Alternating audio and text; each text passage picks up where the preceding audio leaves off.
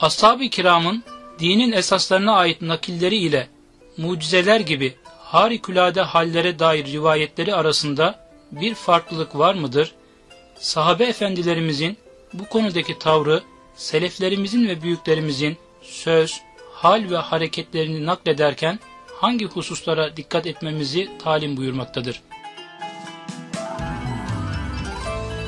Şimdi ashab-ı kiram efendilerimiz, Efendimiz'e ait her şeyi zannediyorum kemal hassasiyetle almışlar, korumuşlar, nakletmişler burada. Bile bazıları fevkalade hassastır. O mevzuda kullanılacak kelimeleri seçme mevzuunda bir sarraf hassasiyeti içinde seçmişlerdir. Ancak hiçbir zaman mühime ehemme tercih etmemişlerdir. Ehem üzerinde, yani daha önemli olan şey üzerinde daha bir hassasiyetle durmuşlar. Tabiri diğerle onların uhrevi ve dünyevi hayatlarını, burada da neyin tercih edileceği açısından ben birini tercih ettim. Uhrevi ve dünyevi hayatlarını, zat-ı uluhiyete karşı vazife ve sorumlulukları, bunlar onları çok alakadar ettiğinden, belki bi'seti enbiyaya bais ve badi olan şey de bu olduğundan. Allah peygamberler niye göndermiş? Onların yolunda işte doğruyu yaşayalım, sırat-ı müstakimi yaşayalım ve sonra sırat-ı müstakimin sonucu saadet-i ebediyeye mazhar olalım. Ve bu mevzuda onların hassasiyetleri daha fazla. Yani bir iman meselesi, imanın bütün erkanı, bir İslamiyet meselesi ve bunların batını yönleri, zahiri yönleri bunun ismi zahirin bir tecellisidir. Bunların iç yönü, huduuyla, huşuyla, onlar da o işin batını yönüdür, iç yönüdür, özüdür, ruhudur. Dışında kalanlar zahirperestler, dün de geçmişti zannediyorum. İçine nüfuz edenler de dışını nazari itibar almakla beraber el-elfaz kavalibul maani bildiğiniz gibi bu söz İbn Hacer'e ait. Yani kalıba da saygı, işin özüne de saygı, ruhuna da saygı, ikisine saygı. Bu davayı nübüvvetin varislerine müyesser olmuş şeyler ve başta sahabe-i kiram öyledir. İşin özüne de, ruhuna da ve zarfına da, kalıplarına da kemal hassasiyetler ayet etmişlerdir. Fakat mükellefiyet adına en önemli şeyler nelerse kemal hassasiyetle onlar üzerinde durmuşlar. Onlar üzerinde münazaralarda bulunmuşlar. Onlar üzerinde taati efkarda bulunmuşlar. Tartışma değil, münakaşa değil. Belki siz öyle diyebilirsiniz. Bazıları bazılarının dediklerini kabul etmemiş olabilir de fakat doğruyu kendi duyduğu, kendi hissettiği gibi bildiğinden dolayı onun o mevzuda taviz vermesi düşünülemez. Onlar o kadar sadakat insanlarıdırlar. Farklı mülahazaları olabilir. Efendimiz sallallahu aleyhi ve sellemin değişik zamanlarda konjonktürel olarak ifade buyurduğu bazı şeyler vardır. Onları tamim cüretine girenler olabilir. Her zaman falan. Hususi bazı kimselerin bazı ruh haletlerini ifade sadedinde ya şeref nüzul olmuş Kur'an ayeti veya şeref südur olmuş Efendimizin beyanı, bunlar hususi bazı insanların bazı vasıflarıyla alakalı olduğu halde bunu tamim etme gibi bir şeye girmiş olanlar olabilir. Bir örnek verme açısından. Mesela diyelim ki ezhebtum tayyibatüküm fi hayatikumüd dünya. Ebu Zer gibi, bu Ebu Zer ekolü diyeyim, o ekole mensup olan insanlar gibi, ta Ömer bin Abdülaziz'e uzanan çizgide bir sürü insan dünya nimetlerinden aşırı fazlasıyla istifade etmeyi, ahiret nimetlerini dünyada yiyip bitirme şeklinde algılamışlar. Ezhebtum tayyibatüküm fi hayatikumüd dünya. Dünya hayatında iyilik adına elde ettiğiniz her şeyi yiyip bitirdiniz. Tamim etmişler bunu. Ama bu cumhurun noktayı nazarı değil. Bütün ashab-ı kiram böyle anlamamış. Onlar hussi mahiyette bazı kimseleri hedef alarak bazı evsafı biraz evvelki mülazaya bağlayabilirsiniz. Yine evsafa bağlayabilirsiniz. Yani tamamen böyle çakır keyif, serazat, kendini bohemliğe salmış, 23. sözde ifade edildiği gibi yiyip içip yan gelip kulağı üzerine yatma, ahlakı içinde bulunanları hedef alarak şeref nüzul olmuş veya şeref südur olmuş bir meseleyi herkese tamim etmişler. Onun için Hazreti Ömer bin Abdülaziz zeytinyağını, hani benimki çok lüks oluyor. Burada arkadaşlar yanına peynir de koyuyorlar. Zeytinyağına ben de ekmeğimi banıp yiyorum ama yanında onun zeytin var. Bir de bir yumurtanın sarısını çıkarıp beyazını veriyorlar. Onu yiyorum. Ve her gün Allah'a yemin ederim, bakıyorum. Diyorum ki sen krallar gibi yaşıyorsun. Mütrefin, pisliğin tekisin sen diyorum. Ömer bin Abdülaziz zeytinyağını ekmeğini banıp yiyor. Milletin en fakiri böyle geçinir diyor. Halası geldiğinde işte o daha evvel Velid tarafından, Abdülmelik tarafından her ay 10.000 akçe veriliyormuş kendisine. Yeğenim diyor, 10.000 akçe diyor, ben diyor milletin malını sana veremem ki halacığım diyor. Sana ama bir yemek ikram edeyim diyor. Bir tabağın içine bir zeytinyağı, bir de kuru ekmek koyuyor önüne. Bu Emevilerin inkişaf döneminde, devletin Türkiye kadar 20 olduğu bir dönemde ve hazine öyle dolup taşıyor bu dönemde. Şimdi böyle bir insan ezhebtum tayyibatküm fe hayatküm, dünyaya bağlı, dünyada Cenab-ı Hakk'ın sizi ihsan ettiği güzellikleri yiyip bitirdiniz. Ahirete hiçbir şey bırakmadınız. Hazreti Pir de buna bir gönderme, bu mülazaya bir göndermede bulunuyor. Allah dostlarından bir tanesi açlık, susuzluk, sefalet, perişaniyet derken önlerine onların uhrevi alemlerinden kerpiç ölçüsünde bir altın düşüyor. Beyine diyor ki bu nedir diyor. Diyor öbür taraftaki binamızın bir parçası diyor. Vallahi diyor burada aç susuz ama bence öbür tarafta her şeyin tamamiyetine binaen veya onun hatırına diyor o gitsin yerine, ben burada aç durmaya razıyım. Bunlar eshebtum tayyibatküm fe hayatkümü, dünya çizgisinde, yörüngesinde hayatını sürdüren insanlar. Hususi iştihat bunlar. Şimdi böyle yapmasa bir insan günaha girmez. Önemli olan mesele israf etmemek, haram yememek, zekatını vermek, öşrünü vermek, cizyesini vermek, varsa elinde harac arazisini vermek ve fevkalade halde kutubun el-adaletül içtimaiye fil İslam'da ifade ettiği gibi İbn-i Mace'deki bir hadise dayandırarak ifade ediyor onu. Devletin diyor aldığı normal, mutat, Kur'an'ın belirlediği ölçülerin dışında milletten ihtiyaç anında yeni vergiler, yeni vergi matrahları da onlara takdir edebilir ve alabilir onların elinden. Şimdi bir insan bunların hepsini yapıyorsa sorumluluğunu yerine getiriyor demektir. Ve bu insan iyi insan değildir, iyi mümin değildir diyemezsiniz.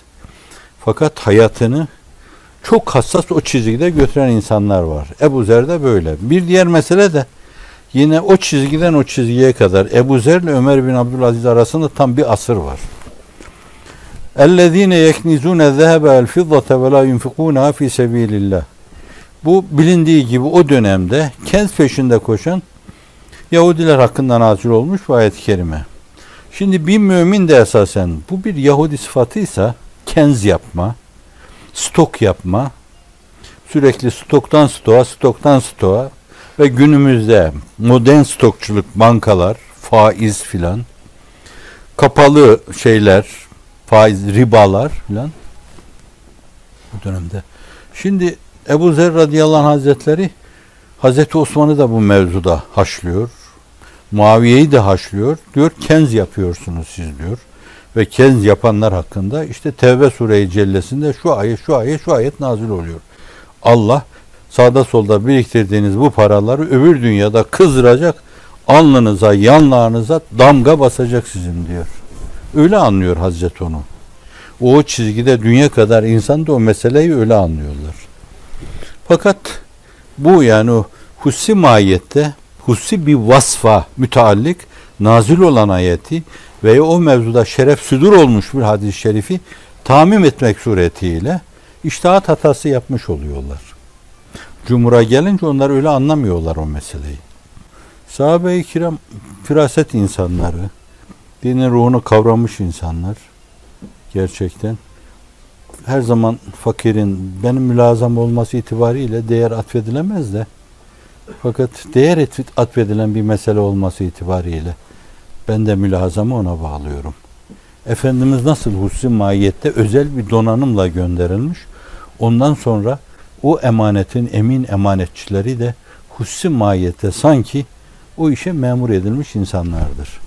O bakımdan onların aksettirdiği seviyede, temsil ettiği seviyede bir başkasının o işi ortaya koyması mümkün değil. Onun için günümüzün büyüklerini ifade ederken bile onlara asliyet planında, bunlara zilliyet planında. Onlar asıldı, bunlar iz düşümüydü onların diyoruz. Yani Sidretül Münteha ile yeryüzündeki Beytullah gibi bir mesele. Aradaki fark o. Evet, o farkı da vurgulamakta yarar var. Sahabe-i kiramın fevkalade bir hassasiyeti vardı. Yani onlar için Allah'a yaklaşma mevzuunda, feraizle yaklaşma mevzuunda, kanatlanma mevzuunda, nafile ile o cebrenli noksan bir ameldir. Kırığı, yırtığı telafi etmek suretiyle zat-ı ülüyet onların gören gözleri, işiten kulakları, tutan elleri. Ve sonra o tabir mecaz dahi olsa kullanmadan, kaçındığından dolayı her zaman bu onları hakka yürütmesi mevzu. İşte o da o nevafille, yani nafilelerle esas noksanlar telafi edildiğinden dolayı insan orada velayet çerçevesinde bir mazhariyete bulaşıyor. O seviyeyi ihraz ediyor. Asıl yükselme farzda oluyor. Fakat farz üstü o şeyle Allah gören gözleri, işiten kulakları, yani Allah gördüğü şeyleri doğru gördürüyor, duyduğu şeyleri doğru yorumlamaya sevk ediyor. Doğru şeylere el uzatmalarını temin buyuruyor ve onları doğru istikamette yürütüyor demek. Şimdi bu hususlarda kemal hassasiyetle işin üzerinde duruyorlar. Öbür meselelere gelince onlar bir yönüyle mucizeler gibi, kerametler gibi Efendimiz sallallahu aleyhi ve sellem'den davayı nübüvveti ispat adına onun eliyle Allah'ın yaratmasıyla meydana gelen şey, hani bu sözlerle de mucizenin tarifi ortaya konmaya çalışıyor. Yarattığı şeyler, saygı duyuyorlar. Onları da takdirle yad ediyorlar. Fakat o mucizeler içinde haninül ciz gibi bir şey şahsen mütevatir. Çünkü bir cami içinde cereyan ediyor, mescid içinde. Diğerleri nev'en mütevatir gibi, meşhur gibi oluyor. Nev'en ne demek yani? Mesela parmaklarından suyun akmasıyla alakalı bir kere şurada, Hüneyn'de, bir kere bilmem Tebuk'ta, bir kere bilmem nerede, bir kere falan kuyunun başında, bir kere filan leyenin başında filan böyle ayrı ayrı bir insan, iki insan rivayet ediyor. Bunlar ayrı ayrı hadiseler ama fakat aynı türden olmaları itibariyle sanki bunlar da nev'en mütevatir gibi oluyor. Bu şunu gösteriyor. Yani sahabe-i kiram din olarak, farz olarak, nevafil olarak kendilerini kucaklayıp kurbi ilahiye yükseltecek ama amudi ama ufki kurbi ilahi yükseltecek şeylerin dışındaki hususlara çok fazla iltifat etmiyorlar. Mutlaka uğurda da belki hani canlarını verebilirler de esas bizim için hayati olan şey, önemli olan şey Allah'ın emrettiği şeyleri yerine getirme diyorlar. Diğer bir taraftan da kendilerinden bile böyle bu türlü şeylerin zuhuru onu görmezlikten geliyor. Belki hiçbir zaman böyle ittifak, rastlantı, tesadüf demeyen bir cemaat varsa o da sahabidir. Ama şimdiye kadar belki hiç söylenmemiş bir şey söyleyeceğim.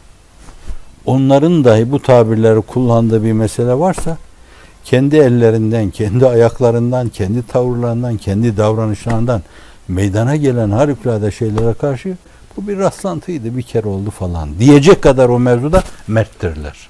Yüreklidirler, hafizanallah. Çakadan uzaktırlar onlar. Katiyen o türlü şeylere girmezler. Ayaklarını böyle düz yere basarlar, bu bize yeter. Kün inden nas ferden minen nas, Hazreti Ali söylese de o hepsinin sesi ve soluğudur. İnsanlar arasında insanlardan bir insan. Şimdi kendilerini bile böyle nefyeden bu insanlar, hani diğer meseleler karşısında da öyle dururlar. Onun için iki türlü tavırları vardır. Yani bir kemal hassasiyetle üzerinde yoğunlaştıkları, konsantre oldukları konular, bir de olsa da olmasa da yani bizi Allah'a yaklaştırıcı bir yanı yoksa bu meselenin, olsun biz zaten inanıyoruz o zaten.